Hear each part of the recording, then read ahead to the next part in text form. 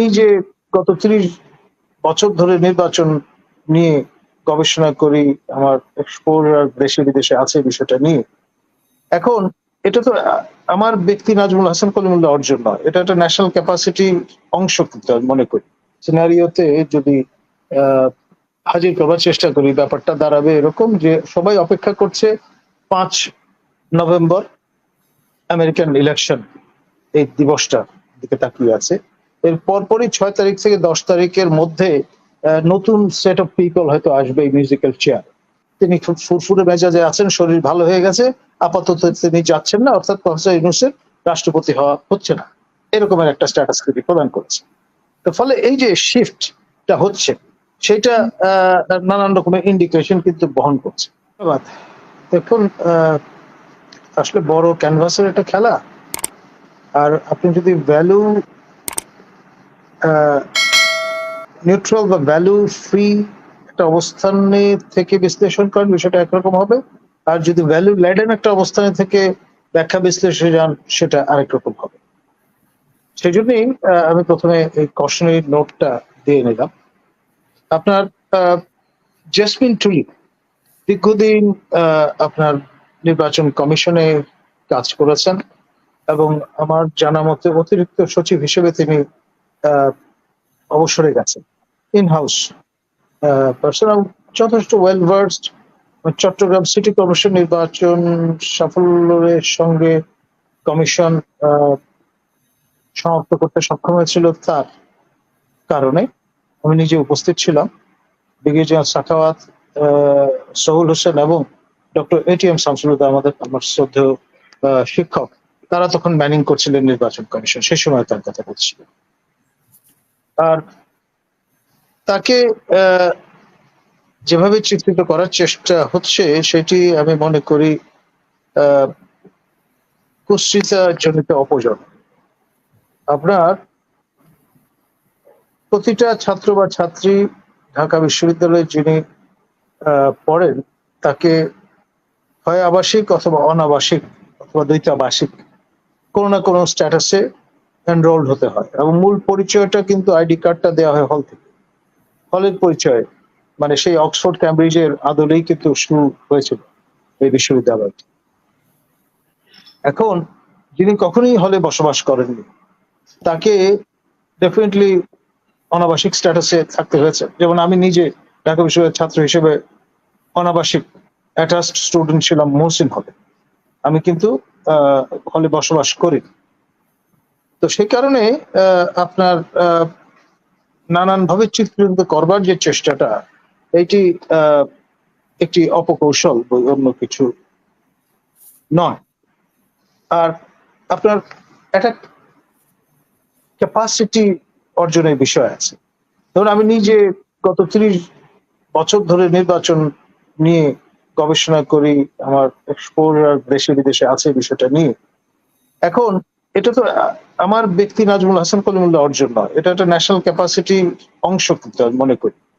ধরুন, আমার মতো লোক যদি এখানে না থাকে, আপনাকে বিদেশ থেকে লোক ভাড়া করে নিয়ে আসতে হবে এই নলেজটা ইনকালকেট করবার জন্য। তো আপনার জেসমিন টুলি এই ধরনের একজন মানুষ। উইদিন আরেকজন ব্যক্তির কথা আমি বলবো, জাকারিয়া সাহেব, তাকে খুব তিনি একেবারে সেকশন অফিসার থেকে শুরু করে নির্বাচন কমিশনার পর্যন্ত দায়িত্ব পালন করেছেন। তাকে খুব আনসেরিমনিয়াসলি বিদায় করে দেওয়া হয়েছে, সবচেয়ে নলেজেবল ম্যান অন ইলেকশনস। আমি তো ভেবেছিলাম যে তাকে এই কমিশনে প্রধান করা হবে, এবং অন্তত প্রধান না হলেও একজন মেম্বার হবে।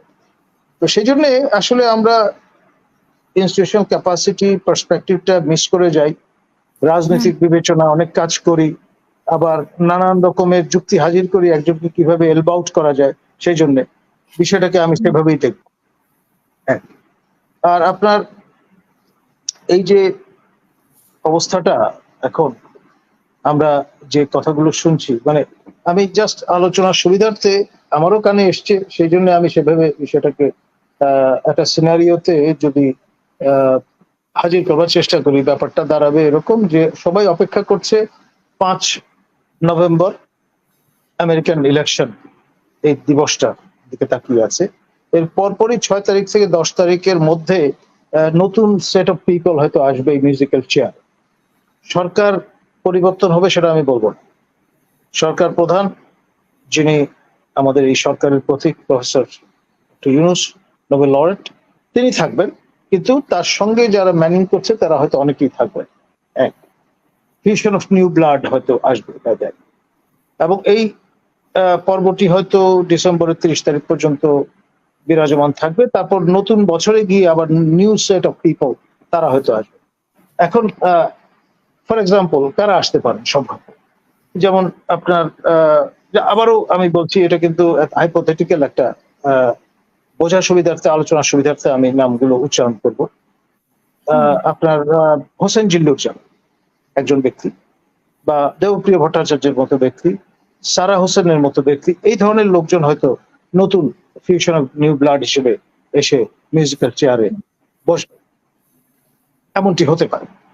আর ক্রমে আপনি খেয়াল করে দেখেন ম্যাজিস্ট্রেসি পাওয়ারটা 2 মাসের জন্য অধিক্ষেত্র হিসেবে সমগ্র বাংলাদেশ, ঢাকা মেট্রোপলিটন এলাকা বাদে, পরবর্তীতে আবার সেটাকে সংশোধন করে বলা সমগ্র বাংলাদেশ অধিক্ষেত্র হিসেবে বিবেচিত হবে। এবং সম্প্রতি আমাদের অপর দুটি যে বাহিনী, প্রোটোকল ওয়াইজ নেভি এবং এয়ারফোর্স, তাদের কিন্তু একই রকম ভাবে কমিশন অফিসার যারা প্রত্যেককে আপনার ম্যাজিস্ট্রেসি ক্ষমতা প্রদান করা হয়েছে, এবং ক্রমে এক ধরনের কনসলিডেশনের ব্যাপার কিন্তু লক্ষ্য করে এমনটি আছে। আর আপনার বাজারে গুজব আছে এইরকম, আমি আবারও বলছি গুজব, যে যেদিন মাননীয় প্রধান উপদেষ্টা তিনি তার বিশাল এন্টোরাজ 50 জনের বেশি সদস্য নিয়ে মার্কিন যুক্তরাষ্ট্র অভিমুখে রওনা হলেন আর্লি মর্নিং এ, সেদিন দুপুরবেলা নাকি মহামান্য রাষ্ট্রপতির সঙ্গে আমাদের মাননীয় সেনাপ্রধানের একটা বৈঠক হয়েছে। এবং তারপরে মোটামুটি যেটি বোঝা যাচ্ছে, এবং আবারও সম্প্রতি আজহার আলী নামে একজন দুদেশ সাংবাদিক, তিনি একটা স্ট্যাটাস প্রদান করেছিলেন পাবলিকলি সোশ্যাল মিডিয়ামে, যে চুপ্পু ফুটুস, অর্থাৎ কোট আনকোট, তিনি নেই, অচিরেই বিদায় হবেন। তারপর আবার একবার আজকেই স্ট্যাটাস একটা দেখলাম যে তিনি খুব ফুরফুরে মেজাজে আছেন, শরীর ভালো হয়ে গেছে, আপাতত তিনি যাচ্ছেন না, অর্থাৎ প্রফেসর ইউনূসের রাষ্ট্রপতি হওয়া হচ্ছে না, এরকমের একটা স্ট্যাটাস তিনি প্রদান করেছে। তো ফলে এই যে শিফটটা হচ্ছে সেটা নানান রকমের ইন্ডিকেশন কিন্তু বহন করছে, এবং এই কথাগুলো বলবার কারণে আমাদের নামে আবার সাইবার সিকিউরিটি অ্যাক্টে মামলা রুজু হতে পারে। এখন যেহেতু আমাদের আইন উপদেষ্টা অভয় দিয়েছেন যে আগের মতো সেটি ব্যবহার হবে না এবং রিভাইজ করার একটা চেষ্টা চলছে, সেই সাহসে অর্থাৎ আমার অনুজ প্রতীক সহকর্মী বর্তমানে মাননীয় আইন উপদেষ্টা আসিফ নজরুলের উপর বিশ্বাস রেখেই এই উচ্চারণগুলো করলাম। আশা করি নিগৃহীত হতে হবে না। যদিও সম্প্রতি আপনার প্রফেসর ইউনূসকে নিয়ে ব্যঙ্গোক্তি করায় কারো কারো নামে ওই ডিজিটাল সিকিউরিটি অ্যাক্টের অধীনে সাইবার আদালত, যেখান থেকে আপনার আমার নামে মামলা হয়েছিল, একই জায়গা থেকে মামলা রুজু করা হয়েছে। ধন্যবাদ।